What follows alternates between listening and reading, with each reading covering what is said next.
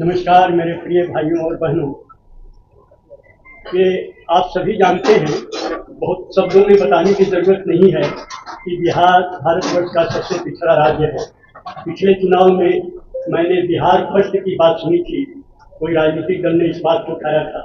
अभी भी बिहार को सुधारने की बात मैं सुन रहा हूँ, लेकिन ये सुधरेगा कैसे या बिहार आगे बढ़ेगा कैसे? तो इसके पास अभी तक जितने भी 76-77 वर्ष हो गए भारत को राजनीतिक स्वाधीनता प्राप्त किए हुए, परंतु कोई भी मूल समस्या जो है, बेरोजगारी, महंगाई, भ्रष्टाचार, गरीबी, कोई भी मूल समस्या नहीं हल हुई है। तो इसीलिए हम लोग जो प्राउडिस्ट ब्लॉक इंडिया के कार्यकर्ता हैं, हम लोगों ने ठाना है कि इन समस्याओं का स्थायी निदान लोगों को मिल सके। केवल नारेबाजी नहीं, केवल घोषणाएं नहीं, लेकिन उसको जमीन पर उतारने की चेष्टा, तो उसके लिए हम लोगों के एक महान मार्गदर्शक श्री प्रभात रंजन सरकार ने, जो यही बिहार के ही जमालपुर में जिनका जन्म हुआ था, 1959 में उन्होंने एक प्रौढ़ विचारधारा दिया, जिसके अंतर्गत मनुष्य की शारीरिक, मानसिक, आध्यात्मिक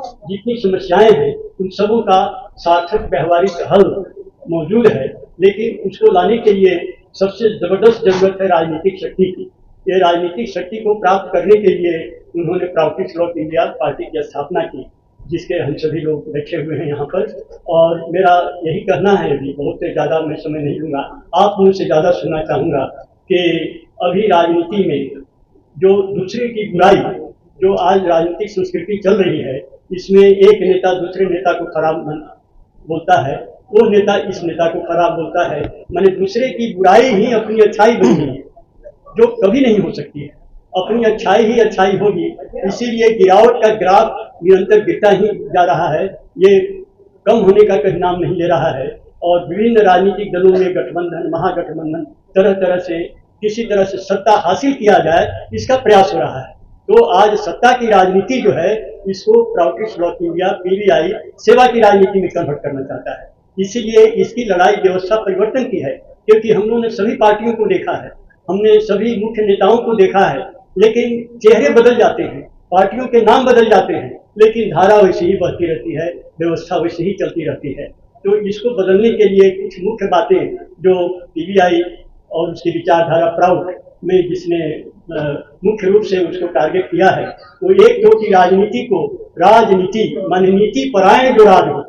लेकिन आप देखते हैं दुर्नीति परायण, एक पार्टी दूसरे पार्टी को गलत कह रही है, एक नेता दूसरे नेता को गलत कह रहा है, और इसका कोई अंत नहीं है।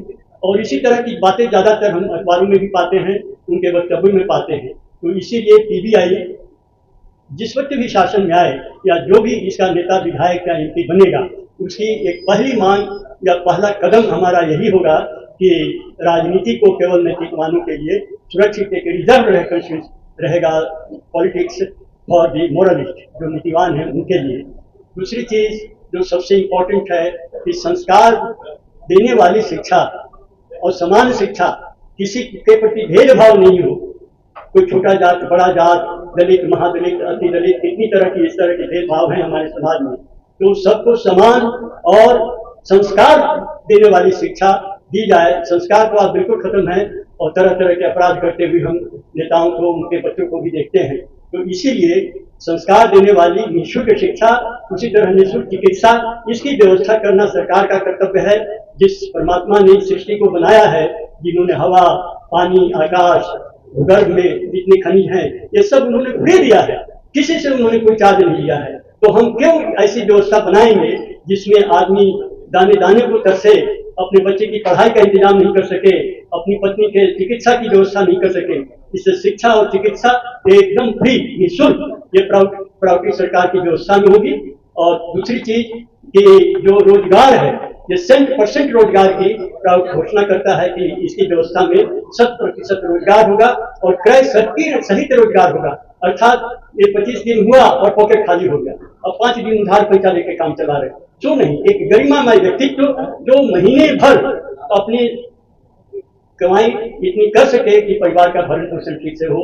उसके साथ आप जानते हैं किसानों की इतनी समस्याएं हैं, जो सबको अन्न देता है, उसी को खाने के लाले पड़े रहते हैं। तो इसीलिए कृषि के बारे में हम लोग की सोच है कि हर किसान जब किसानों को जो अपनी पैदावार है उसका मूल्य उन्हीं को तय करने दिया जाए। जिस तरह से एक उद्योगपति अपने साबुन का, तेल का या जितनी भी चीजें उस पर लिखा रहता है MRP, मैक्सिमम रिटेल प्राइस, और यहाँ पर मिनिमम सपोर्ट प्राइस के लिए किसान लड़ रहा है। बताइए ये मिनिमम क्यों देगा? इसको भी पूरी लागत मिलनी चाहिए, इसीलिए किसानों को ये फ्रीडम देना होगा कि वे अपने फसल का दाम तय करें। और उसी तरह से बाढ़ की समस्या, देखिए मैं दिल्ली में रहता हूँ, वहाँ पर यमुना नदी का जो फ्लड कंट्रोल ने ऐसी हालत कर दी है कि नाला की तरह हो गई है। फ्लड की तो बात ही कभी कभी हो जाती है, वो वहाँ की असावधानी कारण, नहीं तो नाले की तरह यमुना हो गई है वहाँ। तो यहाँ बिहार में क्यों नहीं किया जा सकता है? हर साल बाढ़ आती है, हर साल पुल टूटते हैं, रेल लाइनें टूटती हैं, और हर साल जो है बनाने में लाखों करोड़ों का खर्चा होता है। और उसमें आप जानती हैं कि इस तरह की घूसखोरी और रिश्वतखोरी होती है। और अंत में यह शराबबंदी का हम समर्थन करते हैं। शराब या किसी भी तरह की नशा के निवारण के लिए हम हमेशा लगे रहेंगे। और जब तक ये इसमें दायित्व समाज का भी है और सरकार का भी है, केवल सरकार के कानून बनाने से चीज नहीं जा सकती है, इससे समाज को भी दायित्व लेना पड़ेगा। लोगों को इतना एजुकेट करना होगा जिससे कि लोग शराब के प्रति लोगों के अंदर रुचि पैदा हो जाए। इसीलिए मैं कहूँगा कि आप सभी भाइयों से, बहनों से, जो लोग प्रेस से आए हैं, पत्रकार भाई और बहन, वो लोग इस चीज को आगे बढ़ाएं, और उनके मन में कोई दुविधा हो तो प्रश्न कर सकते हैं। तो क्या PBI चुनाव में उतर रही है बिहार में? हाँ, चुनाव में उतर रही है। क्या 243 विधानसभा पे या गठबंधन? नहीं, कोई गठबंधन नहीं, लेकिन प्रयास है कि 243 विधानसभा जो है वहाँ पर कैंडिडेट खड़े किए जाएं।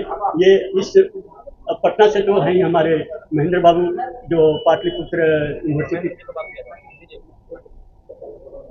नहीं लगता है कि काफी लेट कर दिया आपने? बिहार में विधानसभा चुनाव की तैयारियां हर एक पार्टियां जो है वो पहले से तैयारी कर रही है, आप लोग अब जब जागो तभी सवेरा वाली बात है। प्रयास हम लोग भी कर रहे हैं, लेकिन आज हम लोगों को ऐसा महसूस हुआ कि अभी से शुरुआत करना भी कोई बहुत देर नहीं है, कम से कम शुरुआत को किया ही जा सकता है। आप लोगों ने भी लिखा था पूंजीपतियों द्वारा प्रायोजित दल, इसका जरा इनके द्वारा पूंजीपतियों द्वारा प्रायोजित दल, इसके बारे में जरा बताइए। देखिए, व्यवहारिक रूप से अगर आप देखें तो जितनी भी पार्टियां हैं उनको कहीं ना कहीं से तो समर्थन मिल ही सकता है, और मिलता ही है, जनता से मिलता ही है। और इसके पीछे एक बहुत बड़ा हाथ पूंजीपतियों का भी होता है। पूंजीपति इतने समृद्ध हैं और इतने सशक्त हैं हमारे देश में कि वो चाहे तो पूरी सत्ता बदल सकते हैं, और उनका समर्थन जिनको मिलता है उन्हें चुनाव में जीतने की संभावना बहुत ज्यादा रहती है। तो ये चीज छुपी हुई बात नहीं है, लेकिन इसका कहीं लिखित कोई प्रमाण आपको नहीं मिलेगा, लेकिन ये बात में सच्चाई है। अब हम चाहेंगे कि हमारे राष्ट्रीय अध्यक्ष महोदय संबोधित करेंगे, फिर आप कुछ सकेंगे। नमस्कार। ऐसे सवाल भी कर सकते हैं, आप लोगों ने तो बेसिक बात सुनी। यदि कोई मन में प्रश्न है या जो यहाँ कहा उसे डिफरेंशिएशन चाहिए। आप अपना बात करें कीजिए सर, उसके बाद आते हैं। हाँ ठीक है। देखिए, प्रोटेस्ट ऑफ इंडिया एक प्राउड सिद्धांत पर यह आधारित है। जरूरत मैंने हुआ प्रगतिशील उपयोगिता, इंग्लिश में प्रॉड बोलते हैं, प्रोग्रेसिव यूटिलाइजेशन के लिए। तो देखिए, दो टर्म है इसमें, एक तो प्रगतिशील है, उपयोग भी है, तत्व है। तत्व मतलब सिद्धांत आप कर सकते हैं, सोचिए जो सोचिए। उपयोग एक सब उसके अंदर में है, अब प्रगतिशील भी जुड़ा हुआ है। देखिए, दुनिया में विकास कम नहीं हुआ है, बात सही है, दुनिया में बहुत विकास हुआ है, और खासकर आप यूरोप का देश है तो विकास बहुत होने पर ही पता नहीं चलता है, बहुत चीजें होनी चाहिए। अब शिक्षा देना ही है, इतने बच्चे हैं, उतने स्कूल, उतने स्कूल, स्वास्थ्य व्यवस्था है, जितना हॉस्पिटल पर आप पेशेंट पटना में उतनी मार लग रही है। तो एक बहुत बड़ा पॉपुलेशन का देश हमारा है, लेकिन कुछ हमारे राजनेताओं से चूक हुई। वहीं बगल में चाइना हमसे काफी आगे है, शिक्षा में भी आगे है, स्वास्थ्य में भी आगे है, आर्ट्स में, मेडिसिन में भी आगे है, और हर घर में चाइनीज सामान बिक रहा है पूरा दुनिया के अंदर, और हम वो काम नहीं कर पाए। आज जो जितना गंगा पथ पर भी आप देखते हैं, क्वाइल ये लगा हुआ, लाइट जल रहा, सब चाइना का है, तो आपका नहीं बना हुआ। छोटी छोटी चीज हम नहीं बना पाए। लेकिन सबका एक समय होता है, एक दायरा होता है, कभी न कभी। अभी क्या हुआ, देखिए अमेरिका का प्रेशर आ रहा है, 50% हम लगा देंगे टैरिफ, तो कहा, मोदी जी ने कहा कि स्वदेशी लागू करो। तो हो सकता है कि हम घर में ही छोटा छोटा कुटीर उद्योग बनाने लगे हैं, जैसे चाइना, जापान आदि सब जगह है, और यहाँ पर विकास हो। अभी तक वैसी परिस्थिति नहीं बनी थी, भाई आराम से खरीद लेते थे, यूज कर लेते थे। तो एक तो देखिए, उपयोग जो है ना, उपयोग कैसा हो, समझिए ना। और दूसरा प्रगति से दो टर्म है, एक डेवलपमेंट है, एक प्रोग्रेस है। डेवलपमेंट और विकास होता है। प्रोग्रेस मैंने क्या होता है, प्रगति होता है। तो यहाँ पर विकास नहीं लिखा हुआ है, लिखा हुआ प्रगति से। प्रगति से क्या होता है, जैसे मान लिया हम साइकिल से आज मोटरसाइकिल से चढ़ने लगे तो रिस्क भी बढ़ा। यदि हम साइकिल से गिरते हैं थोड़ा बहुत खरोच आता है, मोटरसाइकिल से गिरते हैं पैर भी टूट जाता है, हाथ भी टूट जाता है। उसके ऊपर आप चले जाइए, फोर व्हीलर लीजिए, उसमें एक्सीडेंट होगा तो मोटरसाइकिल से भी ज्यादा हो सकता है। और कई लोग का एक साथ होता है। फ्लाइट में चले जाइए, आज अभी अहमदाबाद में फ्लाइट हुआ, सारे लोग, परमात्मा ने एक करके से मृत्यु नहीं रखा था, वो बाहर हो गए खिड़की से, जैसे भी निकल गए और सब चले गए। ये विकास का क्रम है। लेकिन जब विकास के क्रम में केवल विकास आप देखिएगा, रोड बना के नहीं, तो रोड तो बन गया पटना के अंदर में, आप सब लोग बहुत दिनों से पटना में होंगे, सारे पेड़ पौधे काट दिए गए। अब कहा जाता फिर एफोरेस्टेशन करो, तो बड़े बड़े गाछ थे 50-50 साल के, 100-100 साल के, उनको काट दिए गए। फिर आप कहते फिर लगाओ। तो ये एक मॉडल ऐसा है, लगता है जो मॉडल बहुत ही अच्छा नहीं है। आप यदि बचा सकते थे पेड़ पौधा को, जो 50 साल 40 साल का है, उसको बचा के रोड बनाना था, लेकिन वैसा हुआ नहीं। आज बेंगलोर शहर में बहुत अच्छा क्लाइमेट माना जाता था, लेकिन अब चले जाइए, आपको इतना ही ट्रैफिक जाम, दिन में आपको सनबर्न होगा वहां पर, है ना। रात अभी भी ठीक है पहले से, लेकिन अभी जिस तरह से एक अनबैलेंस इकोनॉमी का डेवलपमेंट हुआ। आज मेरे तीनों बच्चे बंगलोर में जॉब करते हैं, मैं खुद प्रोफेसर हूँ, साइंस कॉलेज पढ़ा हूँ, लेकिन मेरे बच्चों को कोई जगह नहीं मिली कि मैं बिहार में लाके नौकरी दे दूँ, सरकार दे दे। इसलिए प्राइवेट सेक्टर में ही सही, लेकिन हमारे सारे बच्चे वहां पर हैं और अच्छी सैलरी मिलता है। तो अब ये अनबैलेंस इकोनॉमी का देख रहे हैं आप, ये हो रहा है। क्यों नहीं, यदि नॉर्थ बिहार में केला होता है, हाजीपुर का केला पूरा दुनिया में जाना जाता है, लीची अमेरिका तक जाता है, यहाँ से अपने मुजफ्फरपुर से। हमारे इलाके जहाँ हम नॉर्थ बिहार के, वहाँ फसल बहुत होता था, लेकिन आज सबसे गरीब उसी इलाका का लोग। अच्छा सर, बिहार क्यों ज्यादा पलायन करता है, अन्य राज्य क्यों? बता देते हैं, देखिए इसका कारण सुन लो। हमने बहुत सोचा कि आखिर इतनी बिजली हो गए, रोड बन गया, बड़ा बड़ा पुल बन गया बिहार के अंदर में, 20 साल में बहुत बना, बात सही है।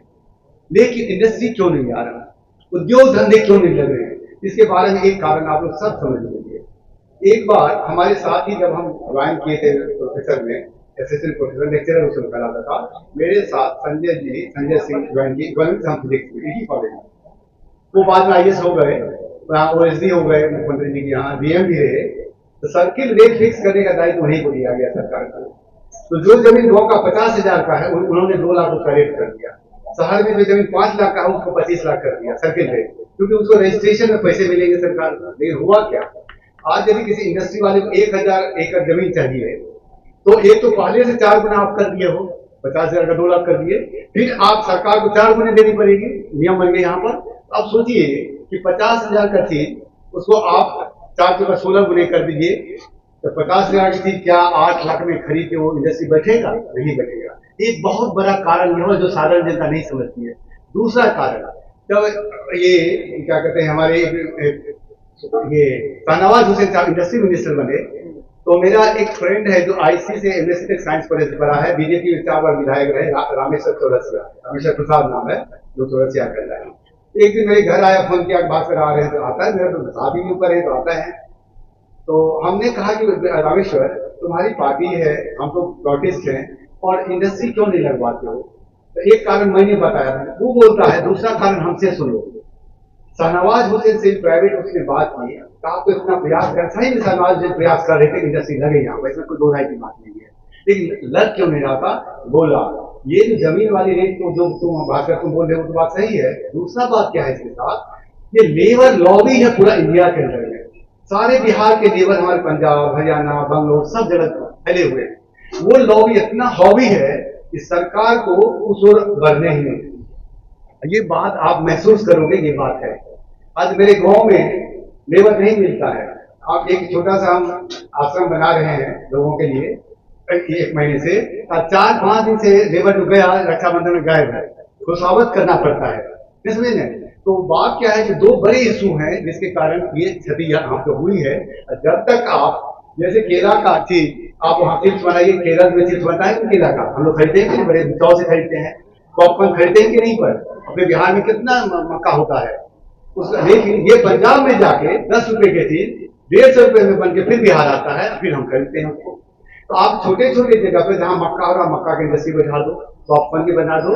और एक बात आप जान लीजिए, अभी जो पेपर बनता है कागज, ये बांस के ये जो पल्प होता है उससे बनता है, वो बहुत हार्ड होता है और सब तरह से बांस आता है। बिहार में यदि इंडस्ट्री होगा तो वहीं से आता है।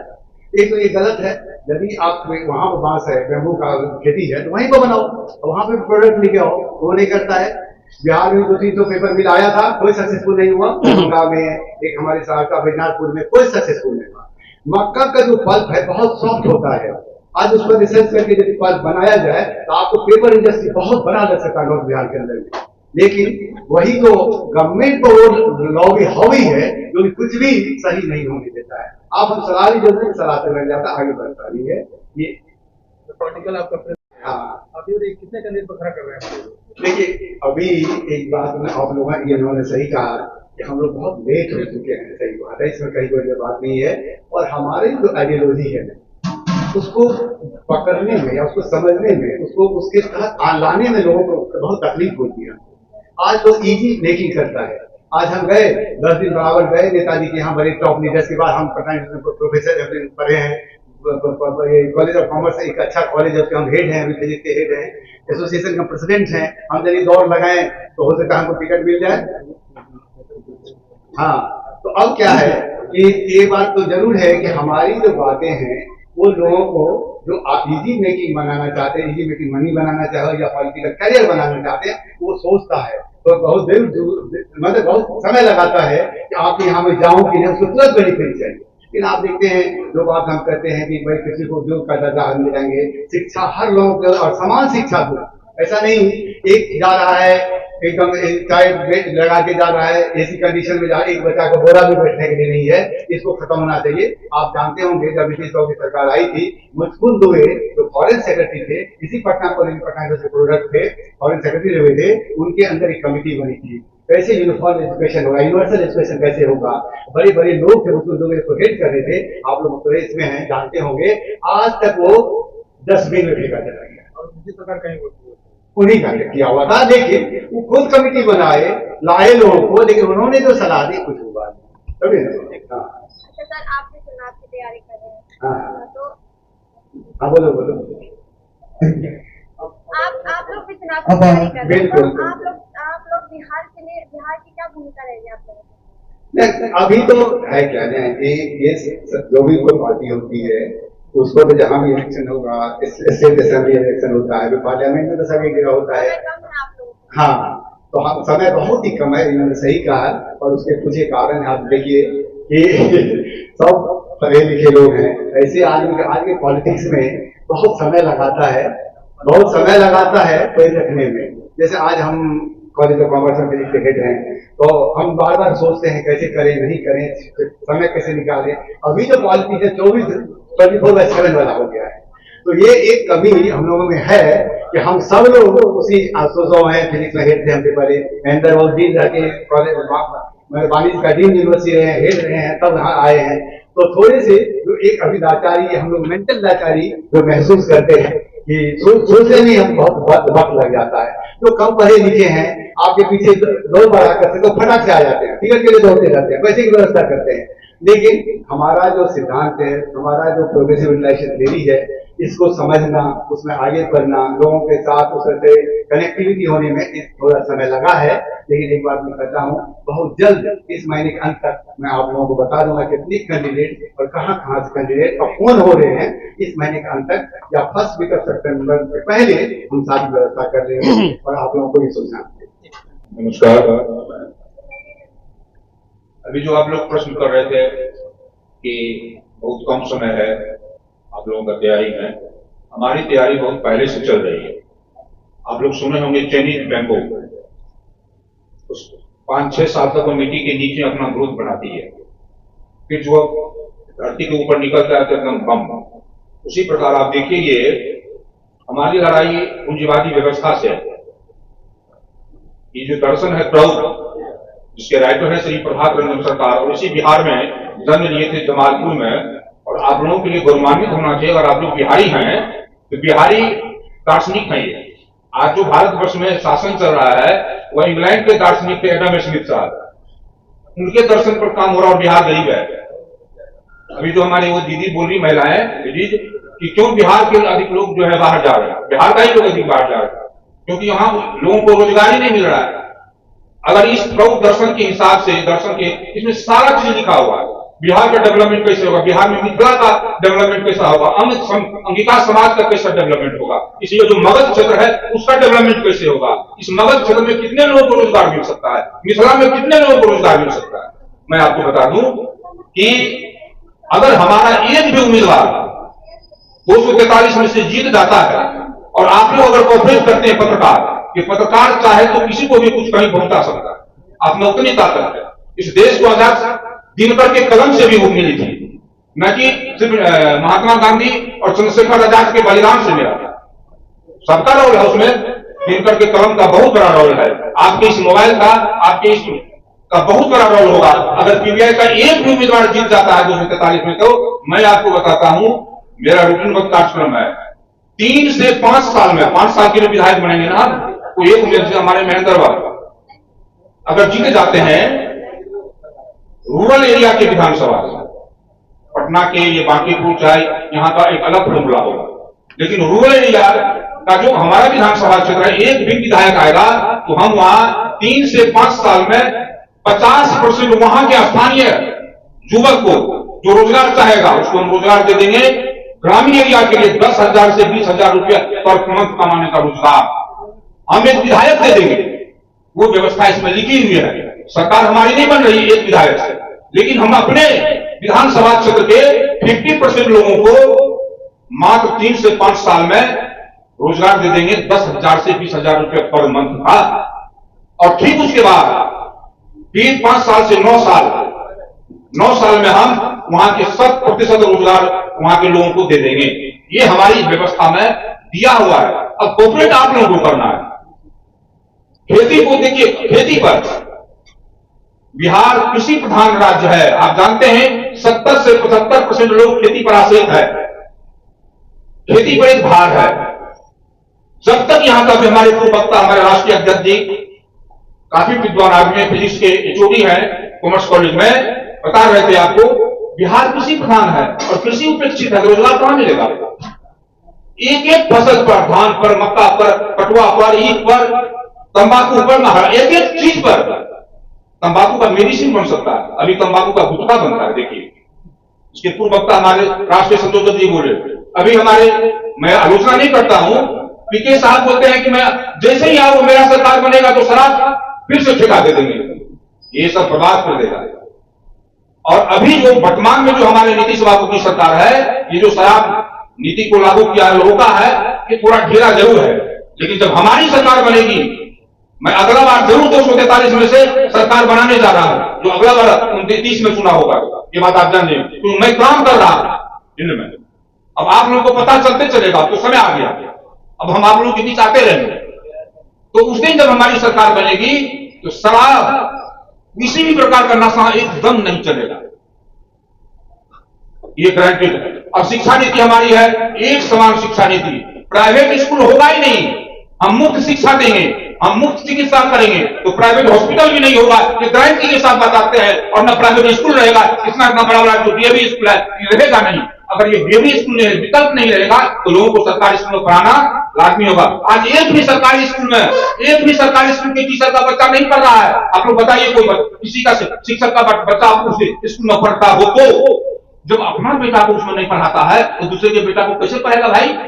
क्लियर है। इसलिए जब हमारी पार्टी की सरकार बनेगी पीटीआई की, तो एक भी प्राइवेट स्कूल नहीं रहेगा बिहार में, और एक भी प्राइवेट हॉस्पिटल नहीं रहेगा। ये हमारी नीति है, इसमें लिखा हुआ, हम जवानी नहीं बोल रहे। और ये देख रहे हैं ना, इसका 30 वॉल्यूम तैयार है, इतनी इतनी मोटी मोटी किताब, फिलोसफी का। नमस्कार।